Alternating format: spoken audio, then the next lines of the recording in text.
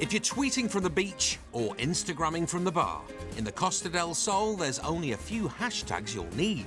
Hashtag sun, hashtag fun, hashtag cheap as chips. Weather's fantastic, food's great, people are nice, and the drink is cheap. Going to the beach every single day is amazing. Spanish omelette. Yeah, Spanish omelets are nice. Is there a Spanish omelette emoji? But there's more to the Costa del Sol than just sun, sea and cheap booze. It's hashtag something for everyone. They do rock and roll, they do dances, they do quiz nights, it's all there. Everything for everyone. Told ya. You can have the best of both worlds. You can have a cultural holiday here, or you can just party until somebody calls you an ambulance. And that's why there'll always be bargain-loving Brits in the sun. Coming up, sequins, sachets and a bit of sauciness at Colin's dance class. We're going to, not actually wife swap, but we're going to swap partners. One lady on, same way. That way. Moving home is painful for Victor. I hit my head. And we meet diva of the deals, market trader Jackie. I'm a bargain-loving Brit, even though I've been here 30 years.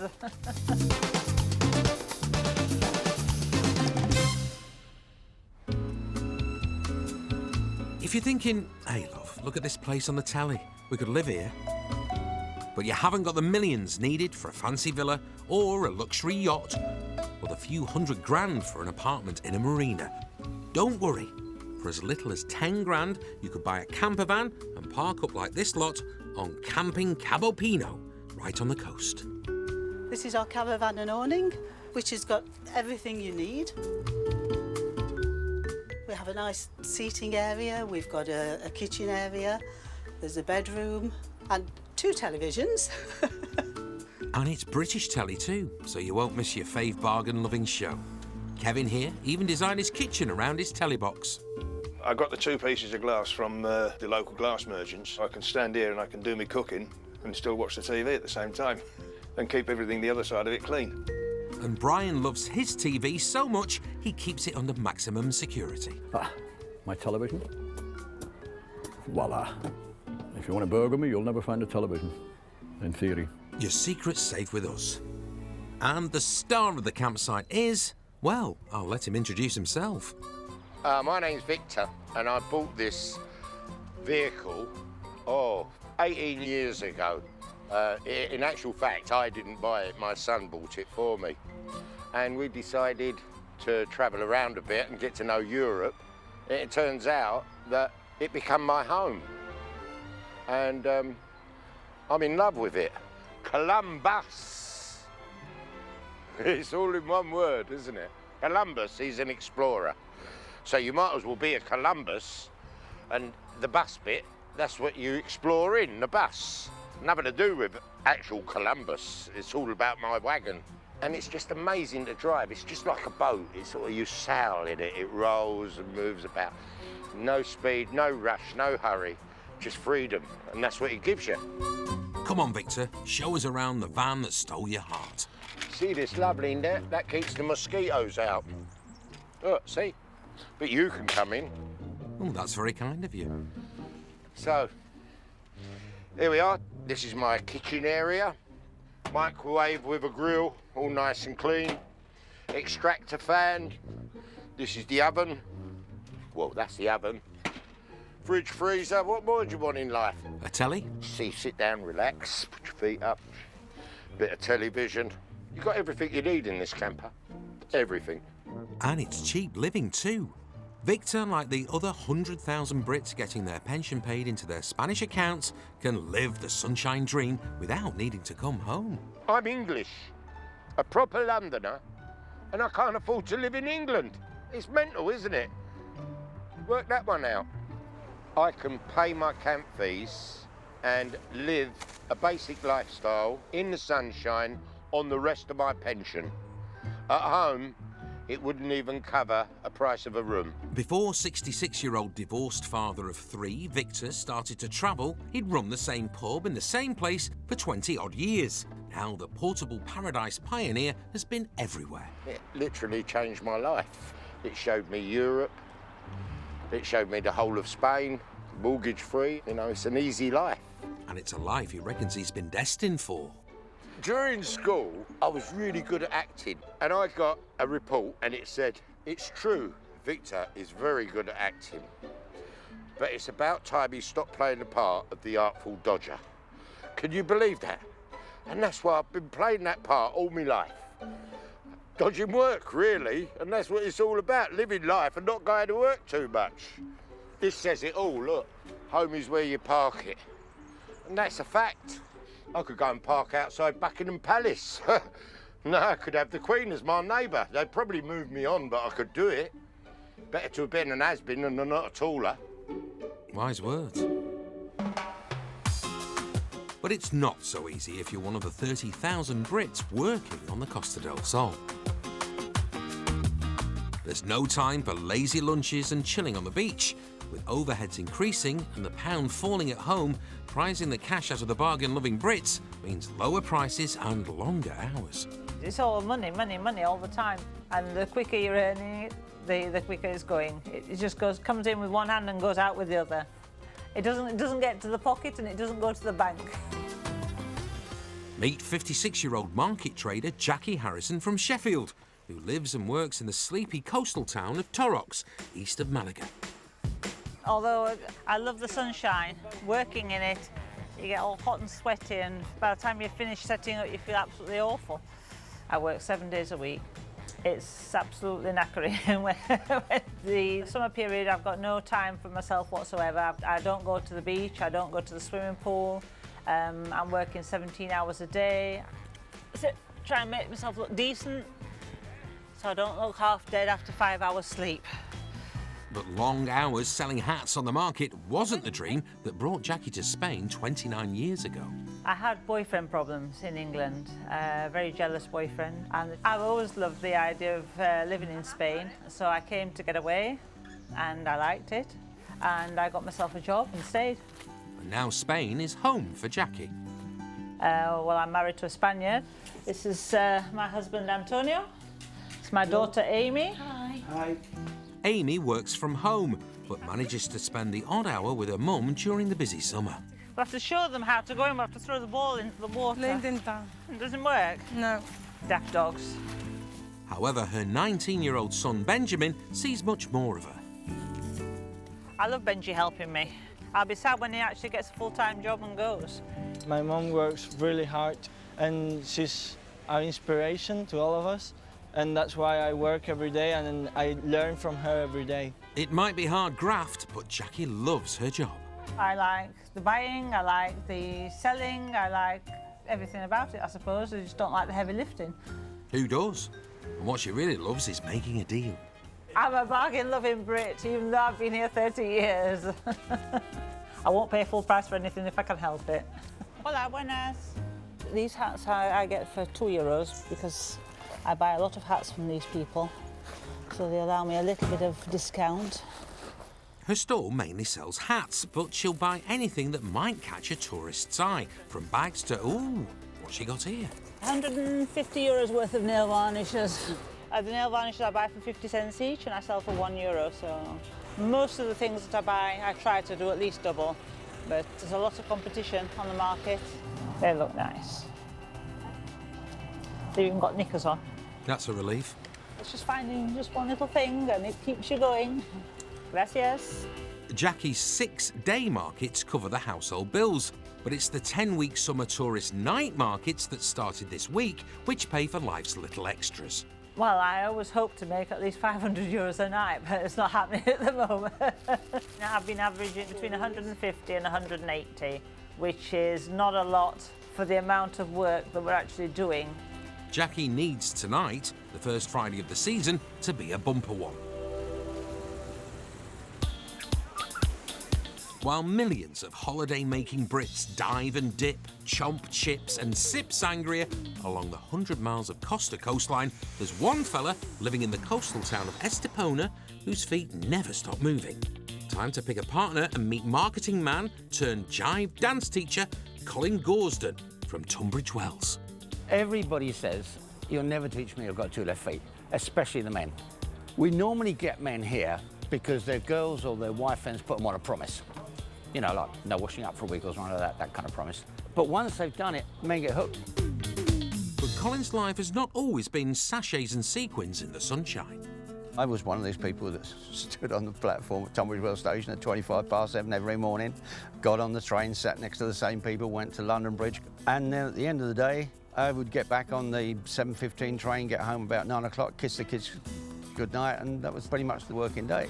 After a lifetime of soul-crushing commuting, a divorce, and with all 3 kids grown up and flown the nest, Colin's taken the brave decision to pack his dancing shoes and shimmy to the sun. I fell in love with it straight away. It was Marbella and Portobanús that I actually fell in love with the lifestyle here. Colin isn't alone. 16% of property in Spain is owned by Brits, and many of them have retired out here or spend the colder months in the sun. You know, a lovely walk along the front, beautiful views.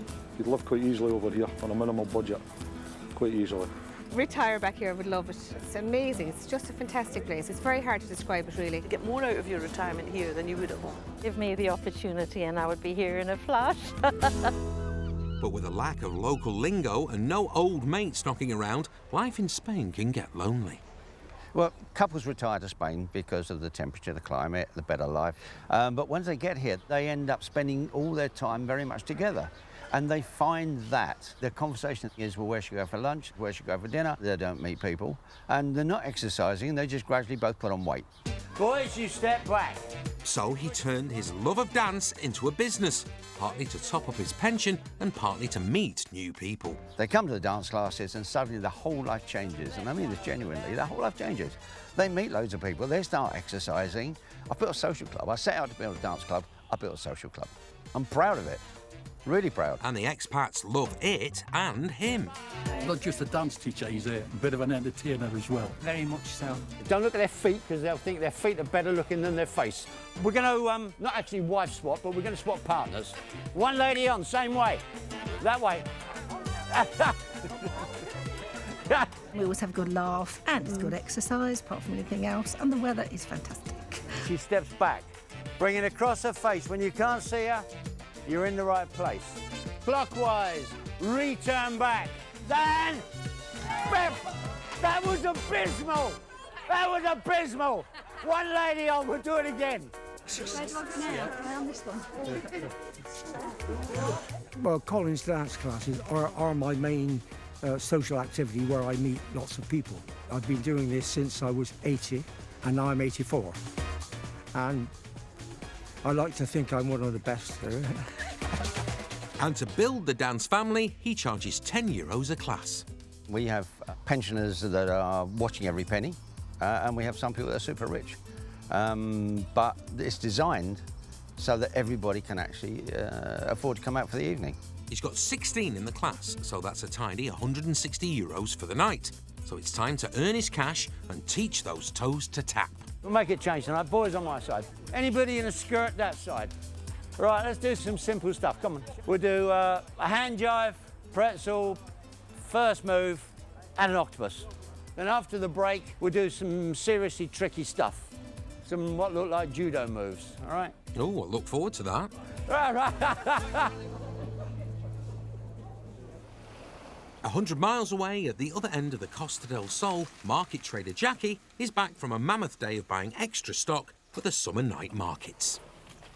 I'm happy to be home. I'm exhausted. But there's no chance for a siesta.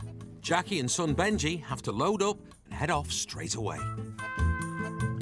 Benji, don't squash it because it's hot. As you can see, it's pretty full and all that has to come out at the market. OK, down to the beachfront. On top of today's €500 buying spree, Jackie has just shelled out a further €372 for a 10-week night market licence. But on arrival, she's got a wind problem. It's not looking very hopeful, not with those waves. Looks quite windy. You can feel the damp in the air. So my hats are made of paper and they'll go limp if I set up tonight. And nobody wants to buy a floppy hat. I know I don't, but it means the market's cancelled and her daily target has been blown away. Tonight we'll probably lose a good €150. We just lose it and that's it. And hope that tomorrow will be a better day. There is one silver lining. She gets a chance for a well-earned early night.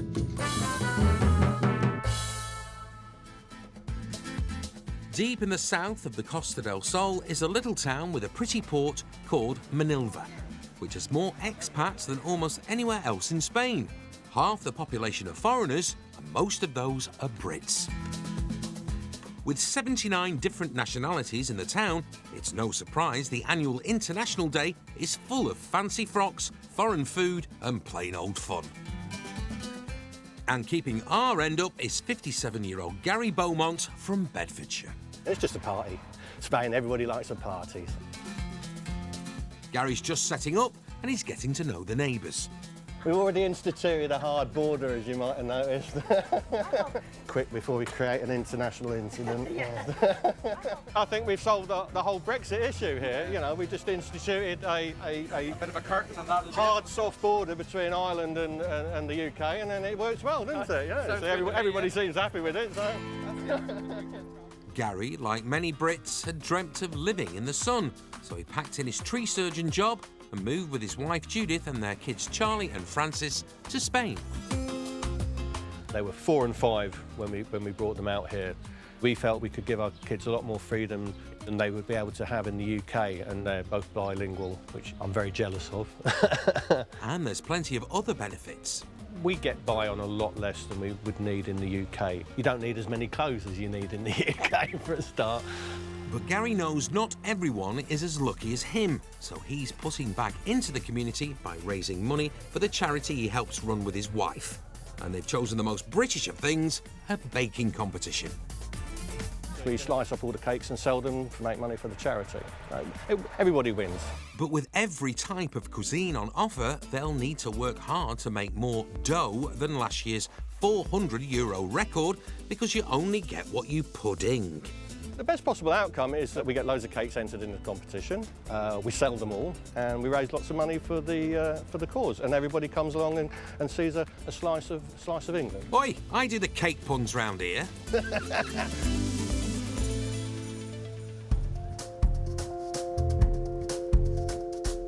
A little down the coast in Cabo Pino, penny-pinching pensioner Victor is living the cheapest chips sunshine dream. Hello, palm tree. Hello, you big tree. Hello, Victor. And today he's off for a walk with his best mate, Nanu. He's the dog, which costs, you guessed it, nout. There he goes. He loves it.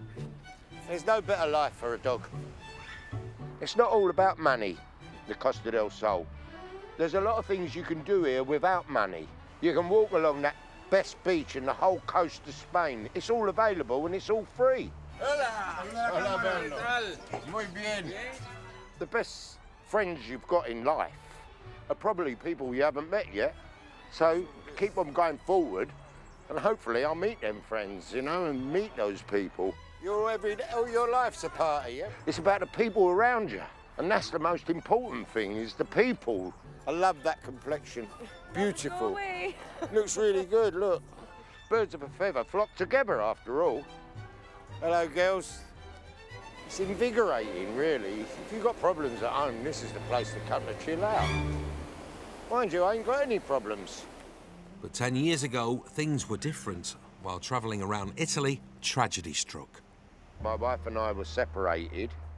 I was happy doing my thing, and then all of a sudden, how one thing can change so many lives.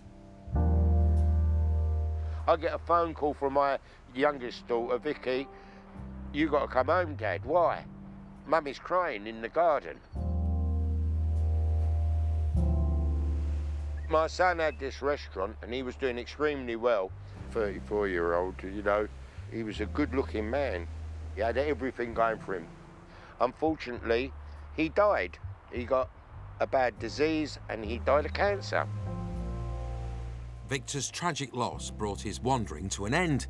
He came to the Costa del Sol, parked up, and has barely moved since. That's what kept me here, mainly locked into one place because of the grieving. And now I come to a point where I can move on again and continue with my life. So I'm picking up, really, where I left off 10 years ago. At last, Victor is ready to live his life again. I just want to move around and experience life a little. Yeah, and all the different cultures. 18 years ago, my son bought me this camper, a thing like that. It's been great. It's really accommodated me, you know, and it's got so many stories, too many. But now, my next plan is to probably say goodbye to this camper. Hey, what? It's time for me to let it go and let it be someone else's dream. Although I love it, problem is I haven't got the money to spend on it to restore it. So if anyone out there, the camper originally cost 30,000, and now if I do sell it, I'll probably sell it for 10. Oh, right, sounds reasonable. But I won't just sell it to anybody. I really do want to sell it to someone that will really, really enjoy it as much as I have done, and who are prepared to restore it to its original condition. Now Victor just needs to find the perfect buyer for his motorhome, though it doesn't look like he's trying too hard.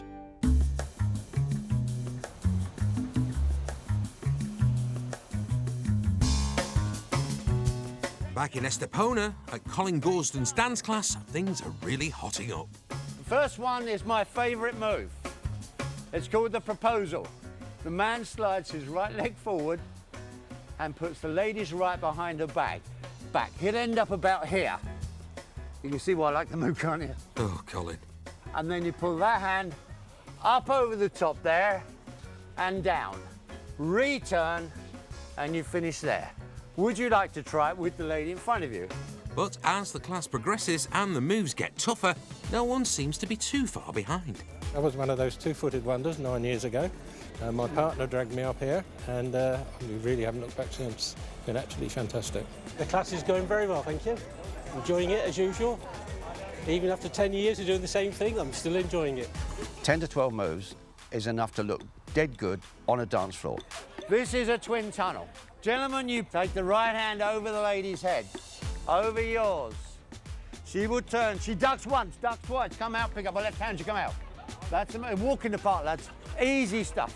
After 2 or 3 sessions, they look really good. But 1 session, they can dance. Are you sure? Lower them down. Right hand between you. This is That's my it, go on. right hand. Take it between you. Take it between you. Give me a 5. That was perfect. Give me a 5. Perfect. Number 72 in the Kama Sutra. Cheeky. But true to his word, everyone is looking pretty slick. Well, there's always one. It is great fun, amazing fun. Yeah. All good. Oh, feeling great, of course. Everybody's having a great time. Everybody's laughing. Made lots of friends from this, and it really helped my social life because I didn't know anybody really before I started coming here, and I've made lots of friends, so it's been great for me. It's the end of another session for Colin. He's got over €100 in his pocket, but for him, it's not about the money. Now they're just freestyle dancing. They're dancing the moves that I've taught over the years, 10 years now, 2,628 evenings of teaching dance. Why do I do it? I enjoy it. I really do enjoy it. 10 or 11 euros for an evening out, meeting new friends, learning to dance, socialising. It's, as the programme's named, it's a bargain. I rest my case. Case closed. Along the coast in Cabo Pino, Victor has a major dilemma. After years of grieving here, he wants to kickstart his life and spend time with his family in England and Italy. But there's a problem. His massive motorhome needs an expensive overhaul he can't afford. I need to move on. You've got to go forward in life. There's no going back, ever. Always go forward. For me, the glass is half full, not half empty, and it'll always be that way. I don't know where I'm going to be tomorrow. Hopefully it'll be in Tuscany, having the summer up there, and it'll be back here for the winter. And after 10 years of standing still, things are starting to move pretty quickly. I've got some amazing news. A young couple that I've been speaking to over the last month or so, they decided that they really, really want to buy my camper. They're going to pay €10,000, and if they spend the same money on it, then they can really live their dream. The thing is, there's no sadness, really. It's just knowing that it's going to be restored and how much happiness it's going to give other people. And they want to move in as soon as. But Victor won't be homeless. until he's made some plans. One of his friends has given him the keys to an unused mobile home as a temporary stopgap, and it's just around the corner. This is the one that I'll be staying in. Woof, eh? What do you think of it? I think it's ridiculous. This is a slight upgrade to where I have been staying. Slight? The motorhome was originally made for a pro sports team, but Victor's millionaire mate snapped it up for around £1 million. Until he works out what to do with it, it's Victor's. But he's not that impressed. It doesn't make any difference whether you're living in that or you're living in a tent there. It doesn't make any difference. You're in the same fishbowl. You're going to have the same coffee in the same restaurants as the person that owns that. So who's the rich one? But she's full of dreams, ambition. She's more wealthier than him. I think. Well, no, that's a load of Bible. No, that's rubbish. He's a lot more wealthier, definitely. Yeah, he is. This is Gary Beaumont here, bringing you the best music from the south of Spain and Gibraltar. Gary Beaumont is the boss and a presenter on the local radio station, as well as publishing an English-language newspaper. And if 2 full-time jobs wasn't enough, he also runs the St George's charity in the town with his wife and other volunteers. So that's €2 then, please. Good. Thank you very much. Okay. And after several years living here, Gary began to realise many Brits in the area were struggling with the lingo, Spanish red tape and finding work. Basically, this is our food bank. It's used by all sorts of people, anybody in need. You could be super wealthy when you come here, you know, especially expats. And within 2-3 years, they find themselves, you know, totally on their uppers. It's circumstances. That's what creates poverty, you know, because we could all be there. We could all be on the other side of the equation. So we'll make up a bag of food, toiletries, baby items, etc., and also provide money for them to get fresh food. And our role as a community charity is to fill the gaps and to provide support where it's needed. And thankfully, Gary isn't on his own. Across the Costa del Sol, from campsites to towns, most Brits help each other out any way they can. If anyone's got a problem, everyone rushes round to help fix the problem or help people out of a pickle. And it's quite a neat community over here. We all look after each other and we all play our part a lot in making sure the community is growing, so you're always being looked after. I like to go around and help everybody else out, but obviously I've got a really good friend, Lynn. If I've got any problems, I just go to Lynn and she'll help me out. Good friends and always forever. Shame Lynn's not knocking about at the International Festival to help Gary and the gang raise as much money as they can at the charity's very British cake competition and bake sale. What's more British than a cake shop? Fish and chips, queuing, bad weather. But with dozens of food stalls competing for the expat penny, beating last year's target of €400 is not going to be a piece of cake. Thank you very much. Thank you. Bring on the bakers. First up, Ben, originally from London. I bake once a week, normally maybe for my mum and dad, and then I think this one's gone quite well. Hopefully I've won. And somebody's confident. Next up, something very berry. It's Aaliyah with her strawberries and cream cake. Absolute nightmare. Almost all went in the bin last night, threw a proper temper tantrum, and then decided to try again this morning, and we have it. Nice one, mate. Oh, that looks lovely. Chocolate fudge raspberry. Last but not least is Sarah with an Eton mess cake. Oh, wow, Sarah. That's brilliant. What do you think? Oh. Yeah? Well, I think we better get this judged really quickly. And... Yeah. These three have some stiff competition, with 9 other cakes entered. Gary's wife Judith and last year's winner Sophie are judging. I wonder if they need any help. What we're looking for is how the cake looks and how it tastes, of course, the most important. Texture and flavour as well, a good combination of both things. It suddenly got very serious. Let the judging begin. I'm quite looking forward to eating this one. First up, Aaliyah's strawberries and cream cake. I like the strawberry in that. It's really nice, actually. It's all for charity, so Judith and Sophie won't be too hard on her. It's quite hard to swallow, actually. It is, isn't it? I would have to have a drink of water with that. Who do these two think they are? Prue and Paul? Gary, on the other hand, is much less fussy. I think I might not do any of the other stands. I think I'll just eat cake all day today. This is lovely, honestly. Next up, lemon drizzle cake. Very lemony. It's very lemony. Well, it is a lemon cake. Yeah, It's very overpowering because it's not only got lemon inside the sponge, it's also got lemon in the icing. As well. That was so lemony. Get over yourself, Sophie. Next up, it's a key lime tart. I like the presentation, it's lovely. It's definitely something you'd see in a restaurant, you know, if they've got them on display. Finally, one they like the look of. It was crust a matter of time. Disappointing. For flan's sake. Plum to texture. There is something in there, and I suspect it's desiccated coconut. Say it isn't so. Not desiccated coconut. Yeah. Quick, call the patisserie police. 4 cakes down, 8 to go. Unless Gary scoffs them first. Oi, save me a slice. I feel the best is yet to come.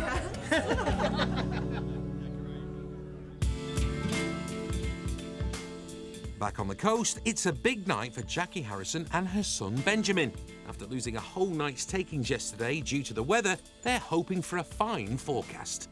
Well, I would like to be able to make up the money I've lost this week because of the weather. I'll cross both my fingers. Let's hope it's a good night. And when they arrive, it looks like they were right about the weather. The sea is nice and calm today, so hopefully we should have a good night. Promenade should be full, and we should do quite well. Jackie has drafted in Benji's mate Pascal for the heavy lifting. It's an extra cost, but it means she only has to carry the light stuff. I prefer men's hats to women's hats. I think men's hats look better on me, I think, you know. Very nice. While the lads set up, it looks like Jackie already has her first sale of the day. This is 8 euros, señora. Es la alfabet en inglés. Aquí tiene, señora. First sale of the day, yes. 8 euros. It's always nice to get the first sale in. All finished. Benji needs to move the van quick, as a parking fine could be fatal to their profits. Do you want to go and park the van? Where's the key? Have you got the key? Where's the key? Oh no. Have you checked your pockets? Handbag? Socks? Ah, it's the key. Sorry. Well, I wasn't going to suggest there. I barely know Jackie. Parking fine saved and customers buying. Looks like her luck might be changing.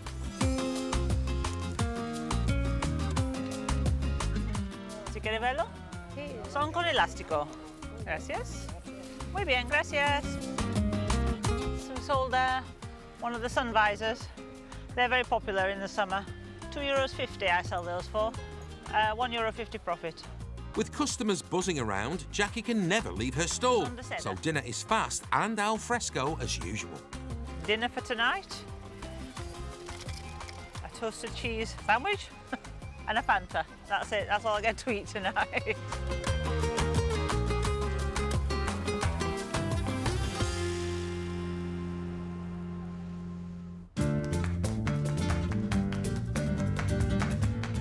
Back at the Manilva International Festival, judging in the charity cake-off is coming to a close. And still Judith and Sophie haven't been wowed. Is it time for Ben's choc fudge raspberry cake to impress? I really like that. I don't know about you. Intense, isn't it? Intense and dense. Decoratively? It's quite basic, isn't it? There's not much style or flair that's gone into that. I don't feel like I'm going to go home thinking about this cake. Brutal. Right. Last but not least, it's Sarah's Eton mess cake. If the inside's as good as the outside, we're in for a real treat. You feeling all right, Judith? That's very nice, actually. Beautiful. Do you think we could sneak out with it out the back of the tent and leave the rest? I think they like it. It's moist, it delivers on flavour. It's really, really nice, and the decoration is wonderful, so perfect. With judging over, Gary's charity can cash in on those cakes. Actually, we should be charging double for that. But there's only one cake I care about. It's time to announce the winner. Drum roll, please. And that winner is Sarah Howell. Shock horror. It's Sarah and her Eton mess cake. I'm really, really chuffed. I put a lot of effort into it. It was a lot of baking time, a lot of blood, sweat and tears went into it, and a lot of chocolate. Cakes are flying off the shelves and money's rolling in for the charity, as long as Gary doesn't eat the profits. So how has the day gone? Oh, it's been a brilliant day. I'm really pleased with the turnout. We've had a lot of cakes in for the baking contest. A worthy winner in Sarah. She did really well. A very tasty cake. We've just about sold all the cakes. Everybody's enjoyed themselves. Gary and the team raised €350, just shy of last year's target. Money that will help out a lot of needy people.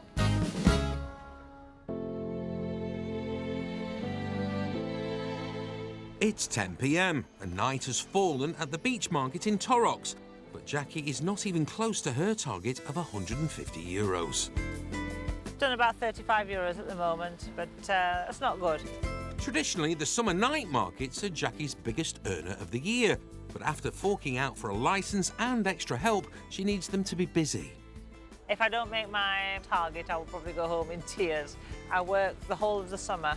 You know, the idea is that we're actually making money, but I mean, if you're not making money, what's the point of doing it? Come on, cheer up. Hey, look, customers. Aquí tienes. Un euro, gracias. Vale, gracias. Aquí. Gracias. And even some Brits have turned up. You can come and try it on. There's a mirror there, look. You want to have a look? They're all €4. €4? Yeah. Okay. Not going to break the bank. All right. Just come across these stalls. I can't believe how cheap the things are along here. Would you like it in a bag? Okay, I'll put it in a bag for you. She's lovely. I was quite surprised that she's English. Most of the people along here are all Spanish, and just got chatting, and straight away this English woman come out. So yeah, you feel quite relaxed when you hear an English person. €5. Okay, thank you. Thank you. Bye bye. Hola. Hola. One sun hat doesn't make a summer, but the customers do keep coming. Un euro, señor. €1. Gracias.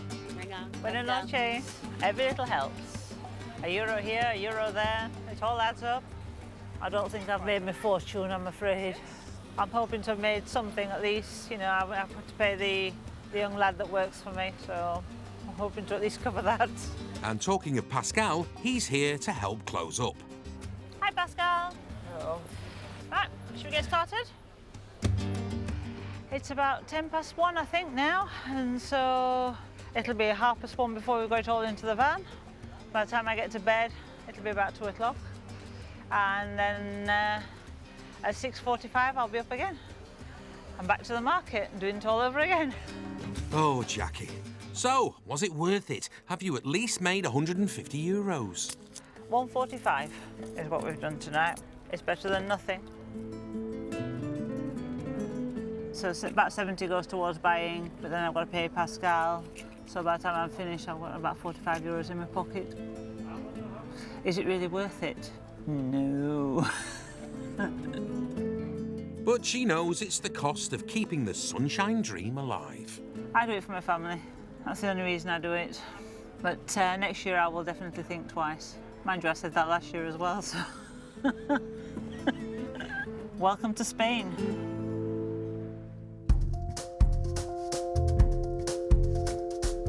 It's a new day and the beginning of a new life for Victor. After 10 years living in his beloved motorhome, it's time to move out for good. There we are. This is my bag. I'm off to a different world. A new life. Man in the suitcase, that's what I am. Man in the suitcase, suits me. This is what I will take with me, all my clothes. But everything else stays. With the key to his new home in his hand, it's time to start the move. I'm not sorry, no. I'm glad that it's going to a nice couple that are going to enjoy it, and hopefully they'll enjoy it as much as I did. Hola, buenos días. Good morning, how are you? ¿Qué tal? This is my friend. Hello, he's a lovely dog. Yeah. Yeah, he is a nice dog, isn't he? How are you, my dear? Fine, thank you. Nice to see you. And you, my little cherub. I'm your new neighbour. I'm moving in this one now. All right, okay. Something different, isn't it? Yeah. Still, I'll be in the tent next week, probably. Here we go. Let's see what £1 million gets you. This is it. The big Mercedes. Brand new. I'll put some lights on for you. Oh, There seems to be a problem with the mega truck. It's all on emergency lights at the moment. I need to find the fuse box, which I'm doing now. Easily done on a 20-odd-year-old RV, but not quite as simple with this high-tech beast. Time for a quick call to the guy who designed the truck. How do you open the panel? Hang on, I look. I can't see the switch. All I see is a big tank. Under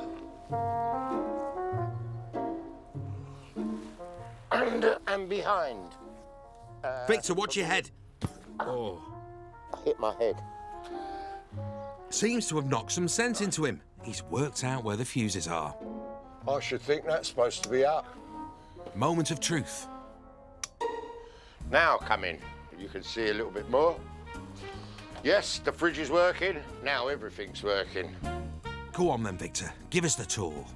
You wouldn't think I was in a camper, would you? Look, I'm just strolling along. Oh, bang on the head sends him a bit loopy. So I stroll around my little dining area. Oh, pop over to the kitchen. Yes, lovely, everything's in order. Yeah, check the lights are working. Yeah, everything's working perfectly. Oh, if anyone out there in England wants to come and join me, have a week in the sun with Victor, more than welcome. How about I get back to you when you've settled in? When us bargain-loving Brits head for Spain, we tend to pack the lot. Sunglasses, budgie smugglers and bikinis. And of course, our unicorns. But one thing we rarely bring is much local lingo. Hola. Hola. Gracias. Por favor. Sí. That's your lot up tonight. But I've been learning it for 5 or 6 years. But there are a few phrases we wouldn't be without. Pinche, por favor. La botella of vino blanco. Cerveza. Oh, Delphin means dolphin. OK. But there's one thing almost every budget-conscious Brit knows how to say. Can we have the bill, please? Cuenta, bill. La cuenta, por favor. La cuenta, por favor. I think I've watched an old Western. OK. That's why there'll always be bargain-loving Brits in the sun. Coming up, opening his second bar in a fortnight is stressful for Vince. I got a chef that don't want to cook. A motorhome refurb is in a bit of a mess. A chippy would have got that perfect, but I'm not a chippy. And no fear, the horse rescuer's here. With any luck, she'll relax and decide that she's come home, as she has.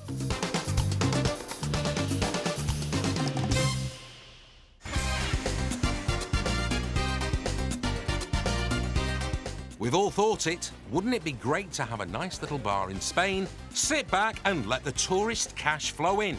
And with 6 billion pints sold here a year, it sounds pretty simple. But with almost 50,000 bars in the Costa del Sol alone, making it work is the hardest game of the lot. So, when call centre entrepreneur Vincent Neil came to Spain, owning a bar hadn't even occurred to him. In my head, I had this idea that I wanted to open a call centre or a branch of my call centre in Spain, but I didn't want to have all the day-to-day runnings, and I thought, OK, I'm going to buy a bar, so that's how it happened. Oh, right. But decision made, he's not hung around and somehow refurbed and opened his Estepona bar in a week, but not without some major traumas. Is this ready to go up the shelving? It's not gone to plan. Well, for me, it's been a nightmare. Was a barrel delivered today? No.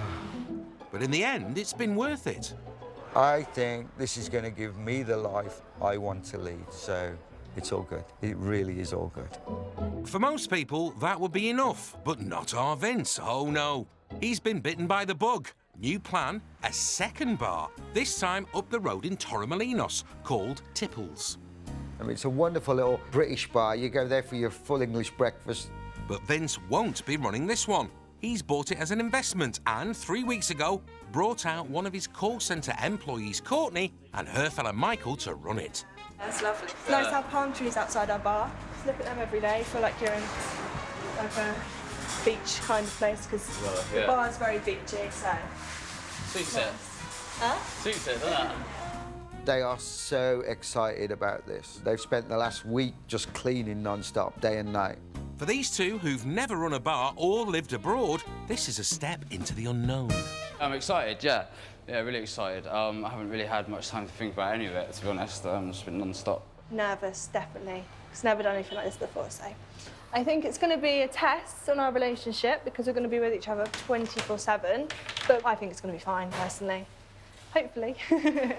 The lure of starting a sunshine dream life with his girlfriend Courtney is so strong for Michael, he's turned his back on his career. I was an engineer back home, so I was doing generally a 9 till 5. It had been 9 years since I left school and I'd worked and lived in the same area. So to be able to get out, see a little bit of a different country, different cultures, just, that's, you know, you can't put a price on that, can you? Courtney and Michael will run the bar on their own and keep half the profits. That's if there are any. It's very hard to make it in Spain, very hard. We always have bets on which businesses are going to fail each year. I would have just drank the profits and I wouldn't have been able to stay here for 15 years if I ran a bar. People think you have an easy life, you don't. You can be working 10, 12, 15 hours some days. And today, boss Vince has come to visit his new managers, who have been at it 24/7. But the constant work has taken its toll on Courtney. What's up with Courtney? Where is she? She's not feeling very well today. Oops, Vince isn't happy. We've had a couple of late nights and everything. I know Courtney's tired, but this ain't a holiday, you know? You know, it's great. Yeah, I work in Spain. I've got a bar in Spain. It's probably going to be the hardest thing both of you have ever done in your life. You know, I'm asking myself, where's Courtney? This was the day where we could bang our heads together. So, yeah, I'm a little more than miffed with her. Just all the plates and that you got. Yeah. You know, it's no good us planning something and Michael goes home to Courtney. She said, well, I don't like that, I don't like that. Well, she should have been there. I just hope Courtney's not let herself in for more than she can chew. Fine. It's an adjustment period. It is. All. Yeah, yeah, she'll be fine. Don't worry, Vince. I won't worry. I won't worry. If you're on the case, I'm happy. Yeah. But Vince is about to drop a bombshell. Whatever it takes, whatever you need, I'll do it. It's just got to be open on Friday. The longer this place is closed, you know, it's just costing us money. You know, we've got 3 days. Come on then, let's get this bar open, yeah? Yeah. Meeting went well. Obviously, I'll have a chat with Courtney. We'll do what we think works, but also what we think will work with Vince as well. You know, it's going to be a happy partnership between us all. For Vince, it's a test to see if his decision to trust 2 novices will pay off. You know, I hope they're the right people for the bar, but, you know, if they're not, look, I'll find somebody who is. Oof, Vince, you're a tough boss. Give him a chance. Down the coast at Camping Cabo Pino, there's a few more people about to embark on a new chapter in their lives. Cockney pensioner and motorhome maverick Victor has made the big decision to sell the RV he's called home for 18 years. I love it. It's beautiful. It's my home. And it needs restoration. And the problem is, I love it so much and I haven't got the money to spend on it to restore it. Victor's late son bought him the camper, so he's worked hard to find buyers who will love it just as much as he has. Today is handover day. Just wait for him now to turn up and give him the keys, and that's the end of that. Aaron and Nicole are the proud new owners of the Columbus. Hello, mate. Hello, darling. It's all ready for you. Thing is, there's no sadness, really. It's just knowing that it's going to be restored and how much happiness it's going to give other people. To help Aaron and Nicole, Victor has come up with a plan. Pay the site fees and try the van out for 2 months. Then, if they like it, buy the van for 10 grand in monthly instalments. Me and Aaron are quite spontaneous people, so we'll like go and see something and then we just... Yeah, we just go, yeah, let's do it. And then worry about it after. Yeah. But the camper, really, that wasn't really a spontaneous decision. I mean, what it was, but it was a good one, wasn't it? That's the main key that's the front door key. Okay. Okay? And this one does all the compartments under the vehicle. Okay. The rest of them, I'll be honest, over the years, I've got no idea, really. All right, perfect, thank you. You happy about that, my dear? Yeah, I'm excited. Yeah, same. I'm just excited to get in and start doing work on it. Spend a couple of months here doing it all up and then off we go, I guess. Yeah, a little project. Yeah. Isn't it? We want to start up a fitness boot camp, like beach boot camp, so we're going to do it from this, going places from month to month, eventually long term. Beauty salon receptionist Nicole and admin assistant Aaron have pooled their savings and hope to use the cash to refurb the RV before heading off to get the world fit. I'm happy to live in this forever. Well, I say that I've not lived in it yet, but I think I'll be happy to live in it forever. Yeah. See how it goes. Yeah. While Aaron and Nicole check out their new portable pad, Victor is moving into the monster motorhome his millionaire mate has lent him for the summer. I prefer my camper to this. My one's built as a home, a lot more comfortable. There's no place you can actually lay around. There's no couches. This is the couch, look, I mean, it's a bit like laying down on an aeroplane seat. You know, it's impossible to get comfortable, really. But it is free, Victor, and one of you at least looks pretty comfy. He's already made himself at home, you see. Ain't you, Nanu? You a good boy? He's a funny little boy. He's not the only one. Oh, dear. There's plenty to see and do on the 100-mile coastline of the Costa del Sol, and us Brits absolutely love it all. I would have to say the three best things about the Costa del Sol would be the sun, the cocktails and the tapas. I love walking along the promenade. I like wine. Sangria. We like to people watch, look out to the sea, so it's quite interesting. I do like a cordless drill. Ooh, well, I was not expecting that, Sandy. But there's one thing we love the most, our animals. We have 2 dogs, one big one, one small, and we have a rabbit and 1 cat. The love and affection you get off an animal. They're one of the few things that don't actually judge you for who you are. As long as you're good to them, they'll always return it.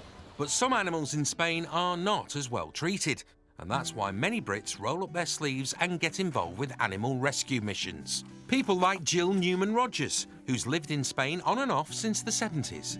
So about 8 or 9 years ago, friends and myself, we began to realise just basically how some of the horses have been so ill-treated, abandoned. So we decided to set up our own charity to rescue abandoned horses. We don't have animal rescue societies like the RSPCA here, so we depend entirely on people like us who are private charities. Jill and her team rescue, rehabilitate and try to rehome every horse in need. Because the police ring and say, we've rescued all these horses, would you send a lorry to fetch them? And what are you going to say? No? You can't say no. And that's why today they're racing up the coast to rescue a horse the police found abandoned by the road. The horse that we're going to be seeing today is another horse that nobody wants, probably doesn't even have a name, and I find that so sad that it hasn't meant anything to anybody. It's just been an object. When they arrive, Spanish vet Rocío and Jill are alarmed. Basically, the foot should have been cut back many times and it hasn't, and it's all inflamed, which is why she can't walk, and why she tries to walk on her back legs, because the front ones are so painful. She has a condition called laminitis, where the hoof grows out of control and, if not treated in time, can be fatal.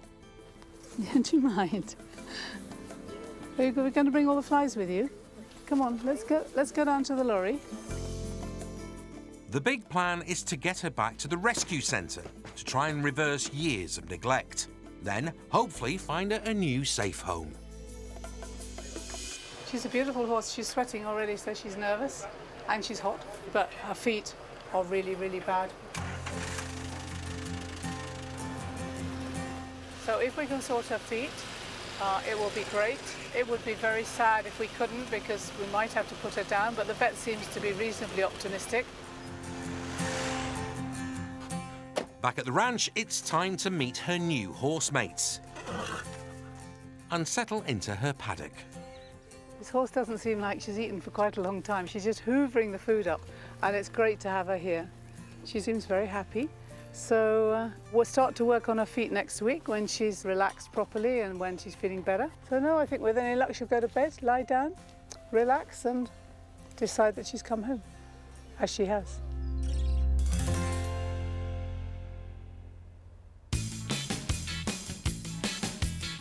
And relaxing is what you'd expect all us Brits living on the Costa campsites to be doing. But you'd be wrong. They're a hotbed of home improvements. I made the fireplace myself. That was €14. The fire was €100. The rest of it is recycled floorboards.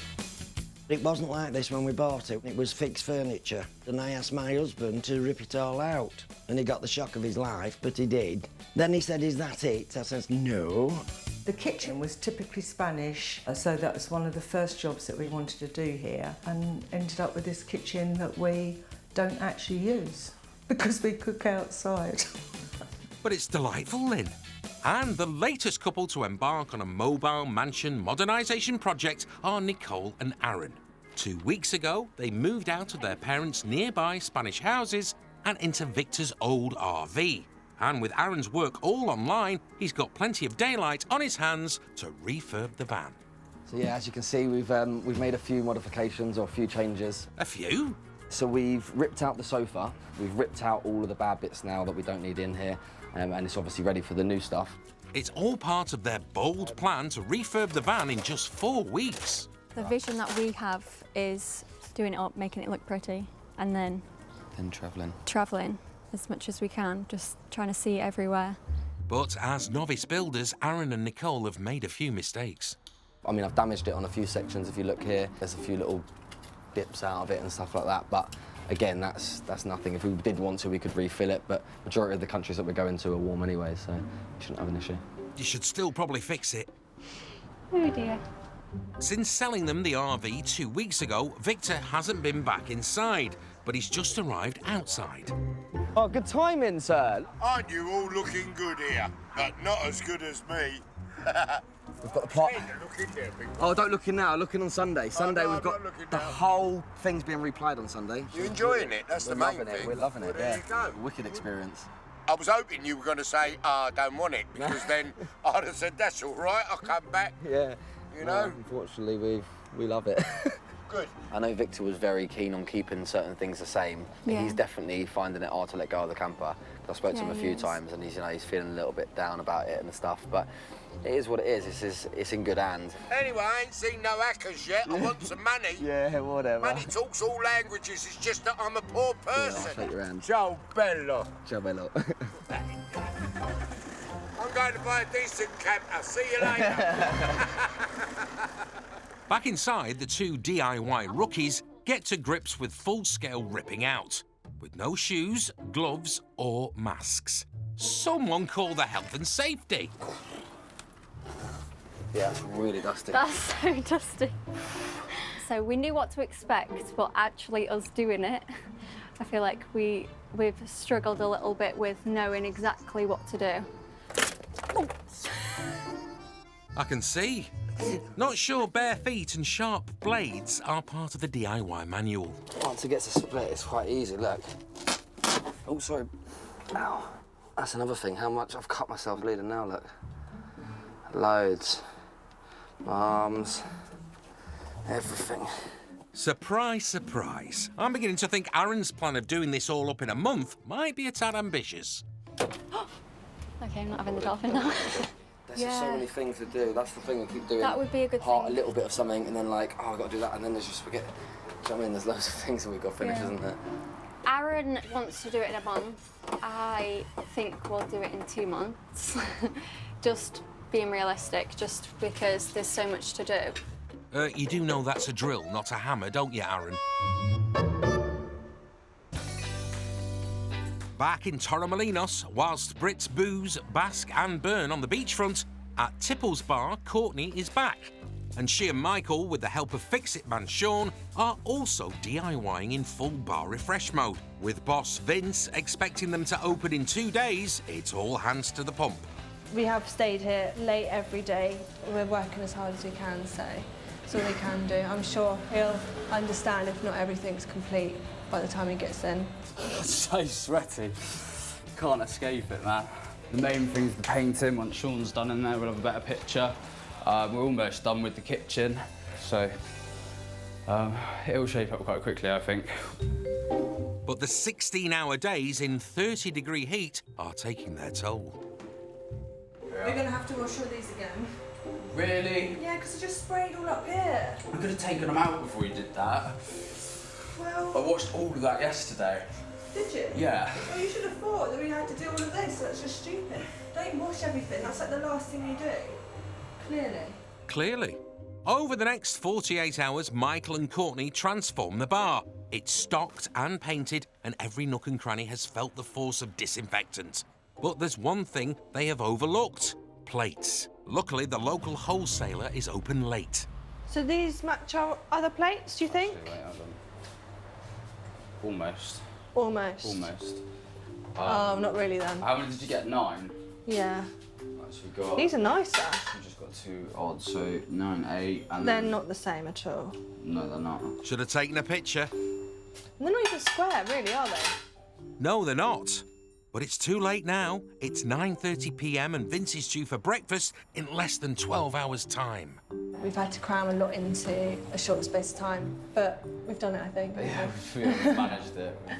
So, yeah, hopefully tomorrow will be a breeze.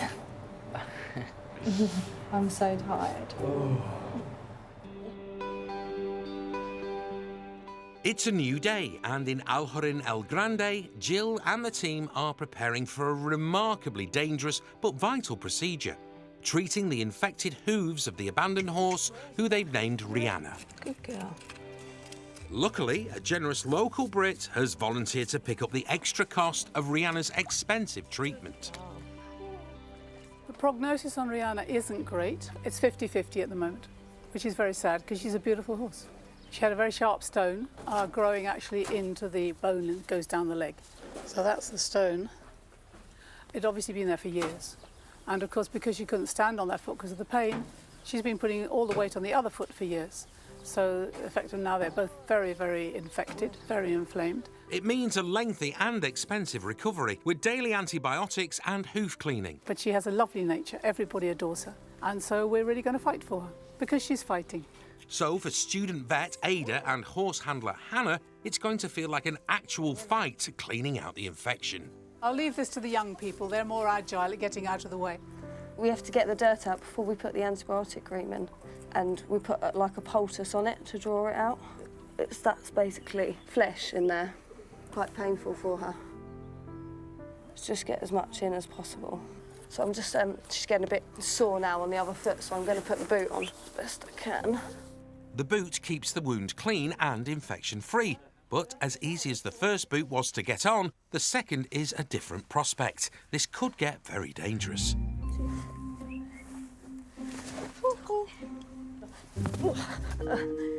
Rather you than me, Hannah. They're very powerful. She wouldn't mean to hurt you, but she's in pain, so she's going to, you know, just try and get herself out of pain by moving that leg. I need a gum shield, don't I? Careful. Whoa. Good girl. That's enough now.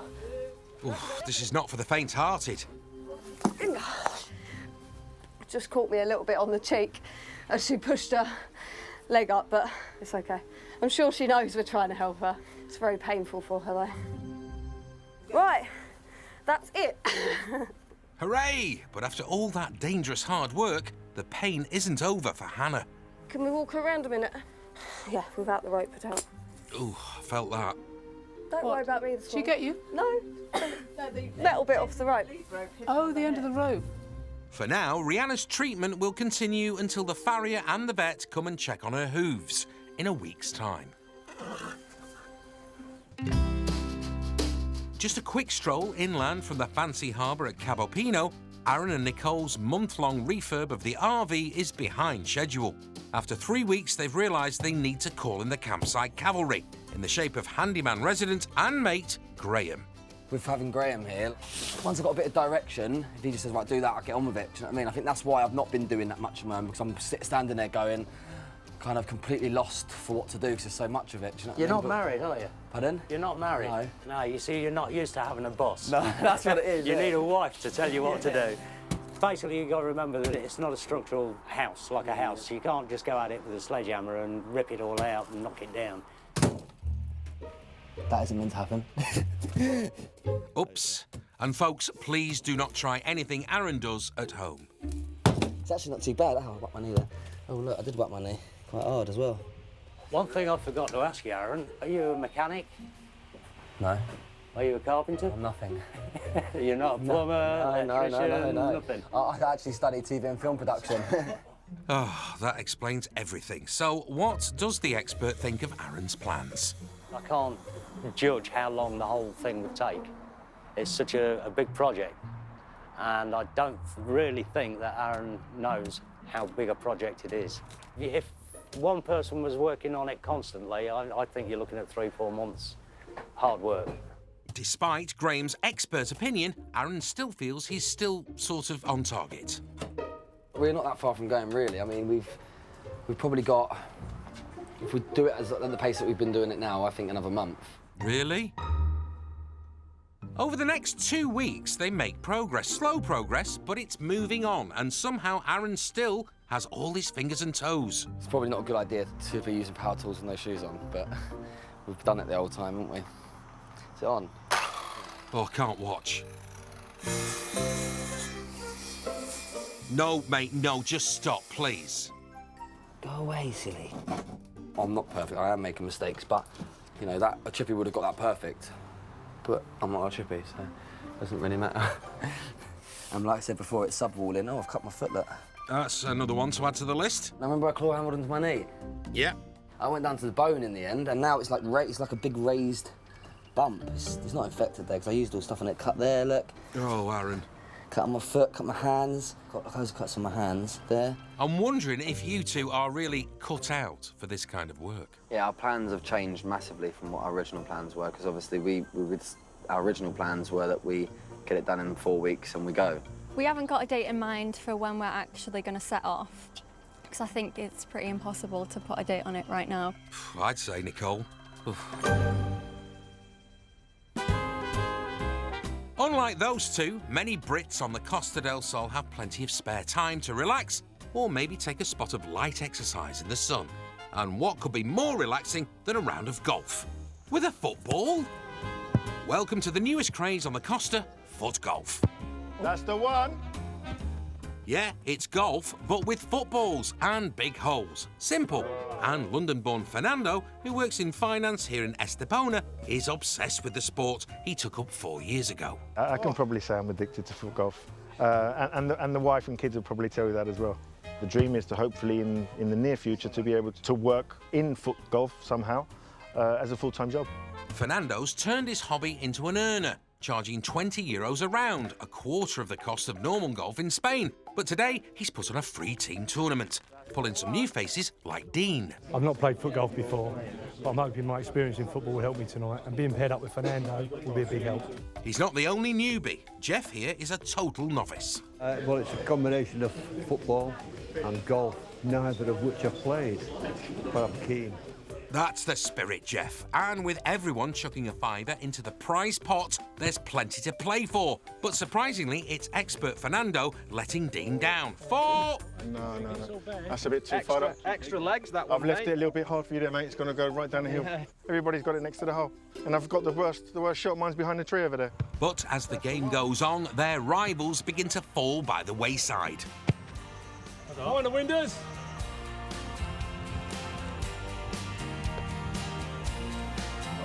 Oh. Well, yes, we've taken 2 shots to get actually further away from where we were.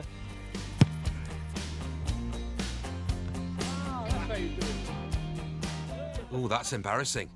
But novice Jeff seems to be getting the hang of it. Look at this, great shot. What a shot. It might stay. Unlucky. Oh no, where's this one headed? Back past Jeff for 1. Oh, it's a nightmare. I've thoroughly enjoyed my first game of soccer ball. Golf ball. Golf ball. No, what's it called? Sorry, what's it called? Foot golf. Golf ball. Foot golf. Foot golf. Foot golf. Yeah.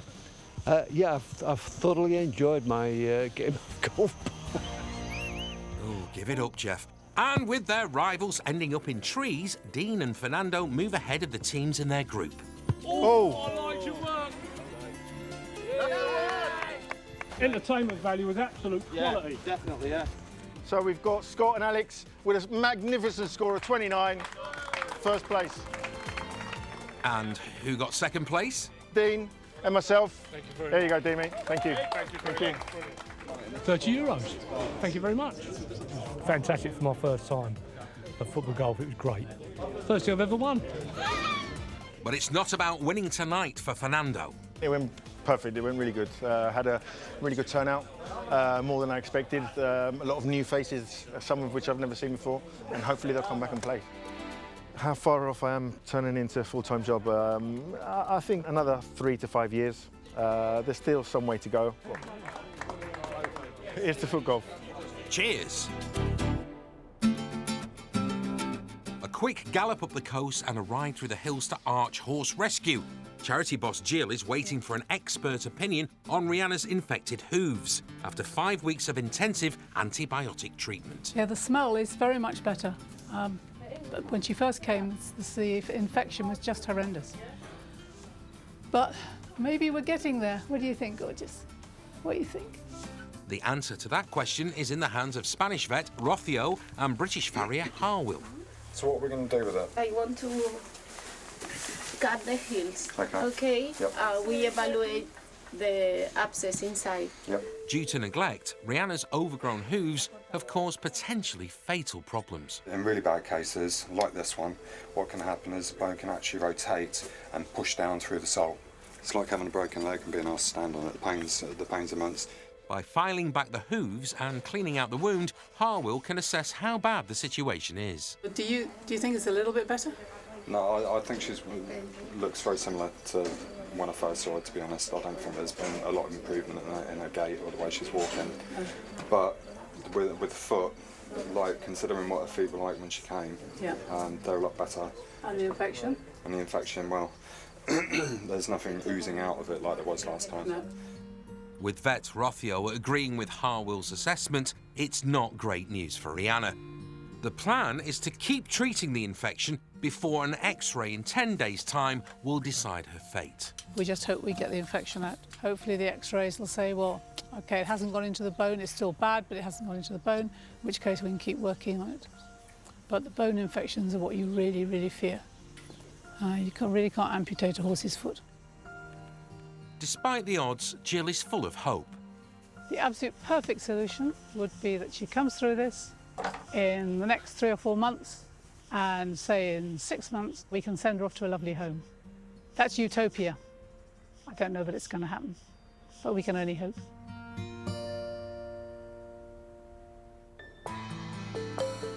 Back on the coast, the sun is rising over another beautiful Costa del Sol morning.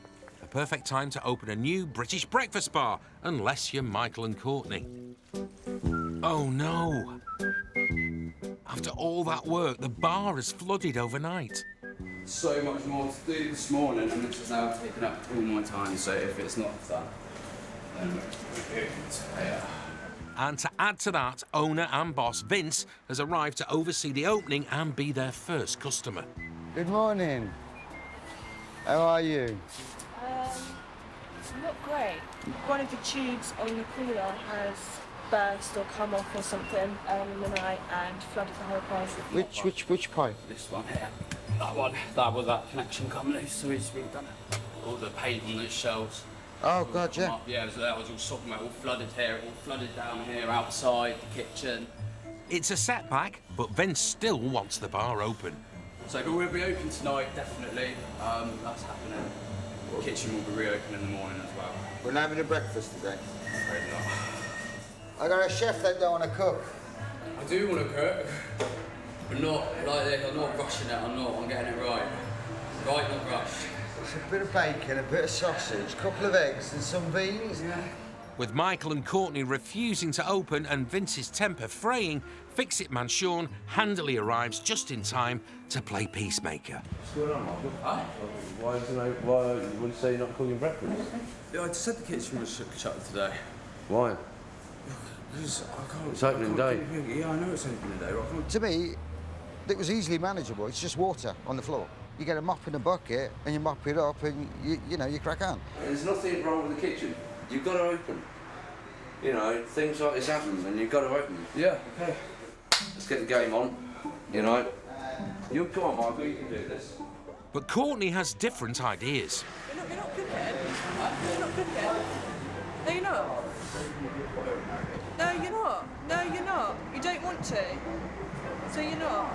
Well, I'll probably open up a shower anyway. I fully believe I've pushed them way too hard this week. You know they hate me. Oh, come on, Vince, give him a break. All right, Mike, so we're not going to open, but could we go through the scenario of no pressure, take as much time as you want, Just making 2 simple breakfasts. Yeah, that's fine. I'm going to go have a shower first. Okay, you're going to go have a shower? Yeah, because I haven't showered in like 2 days. Oh, okay. Yeah, you don't want to. They make cockroaches in your breakfast, if that's all right. A quick shower and a change, and Michael starts to cook. Nothing simple, Biddle. This was supposed to be simple. Nothing simple. Mine was a headache. You take on too much. Yes, we're an hour or 2 hours behind where we want to be. So yeah, I've forced him to do this, but I think he needed force. This morning has been the most stressful morning I think I've ever had today. It was just stressful getting head around it. But half an hour later... Oh my God, breakfast is served. Even the chef brings it out as well. Vince is the fussiest person when it comes to English breakfast. The fussiest. Sausages, bacon, it needs to all be on point. Looks good to me, but I'll eat anything. I could talk to the chef. I have one thing to say about breakfast. It's absolutely fantastic. My pleasure. That was lovely, that. This is Like a the winner. sausages, they're These nice. sausages are amazing. Yeah. Did you even have a hash brown? Yeah, you had 2. And the bacon is excellent.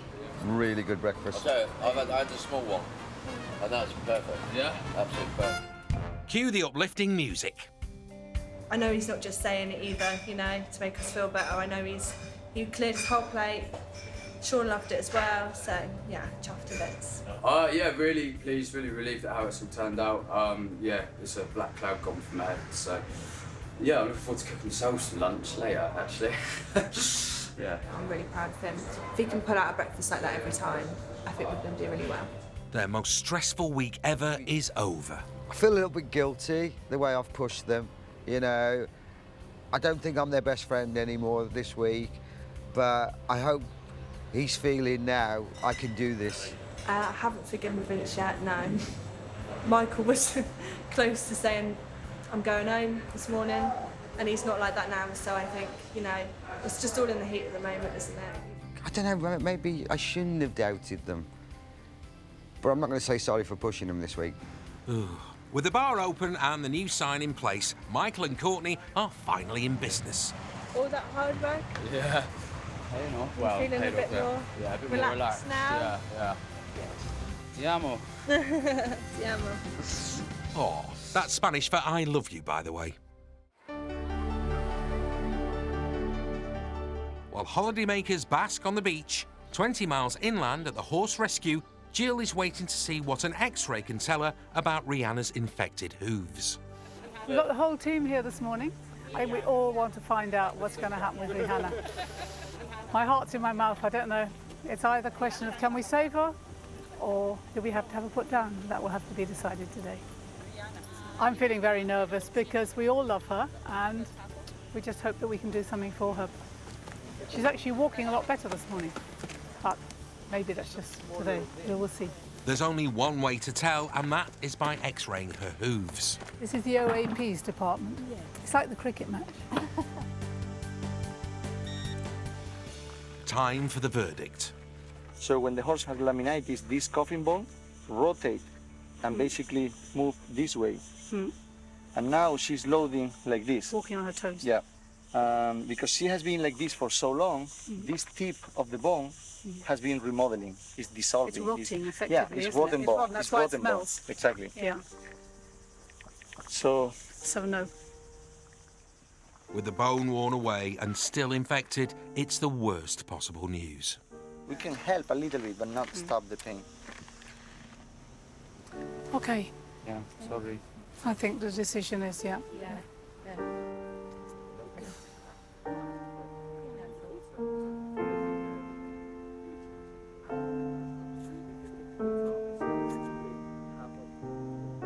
We tried. Yeah.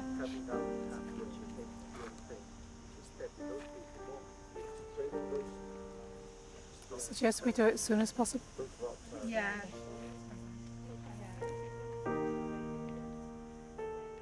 For Jill, who has spent every day with Rihanna since she arrived a month ago, having to have her put down is all too much.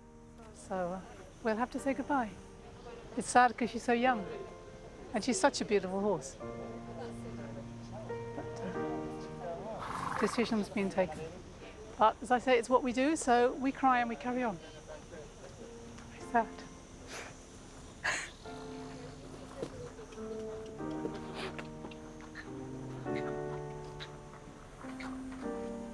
going to be an awful morning, isn't it?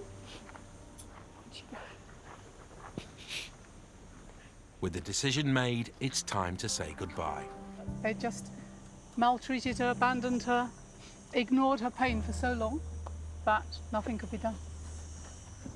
What are we going to do without you, huh? What are we going to do in the mornings without you kicking up a fuss? And we'll cry a lot. Move on to the next one.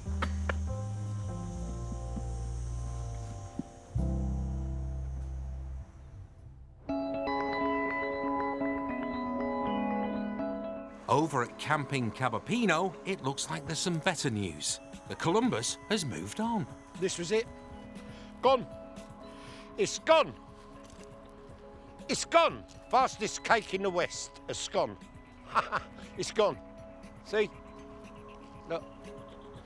Here I was, one day, happy, in my little camper, having a wonderful life, and now it's all gone. The RV has gone, but not with Aaron and Nicole. It's on a piece of private land just nearby. Well, I can't believe it. He stripped it out completely. Look at the damage that was done. He had good intentions, but he wasn't professional enough, really. Unfortunately, Aaron and his girlfriend, they broke up, so he went back to England, leaving me with the camper, unfinished and in a terrible state. 20 years of lovely, really good history, wiped out in 2 months. But Aaron, now back home in Devon, disagrees. He decided to leave the van because he felt uneasy about some of the deal. I don't feel like I've let Victor down at all, no. Part of the original agreement was that the vehicle would be MOT'd for us prior to us taking it off the site, which ended up him not being able to do. I probably would have ended up bringing the van back to the UK and us paying for it if we could have signed it into our name, but because we couldn't, kind of just shook hands and washed my hands with it and walked away. Fortunately, a friend of mine then took over. He paid the campsite fees and gave me an extra 1,500 quid towards a new wagon. So he ended up buying my wagon for 3,000, which was a really good deal for him. It's a good deal for me in the sense that it's allowed me to move on. With no contract or paper trail, Victor and Aaron continue to disagree. Aaron says he has paid to have the van put back to how it was. Victor says he hasn't seen a penny. I'm not sure anyone really knows what's going on, but they have at least decided to move on. He thinks I was in the wrong, and I think he was in the wrong for certain things as well. So, you know, I think we'll probably never see eye to eye on the whole situation. What's the point when it's my fault for allowing him to take this vehicle on board and not taking a deposit or any money? So I've just stood here, really, in this vehicle with my legs open, asking him to kick me in the nuts, and that's exactly what he's done. It's a life experience. I'm learning all the time.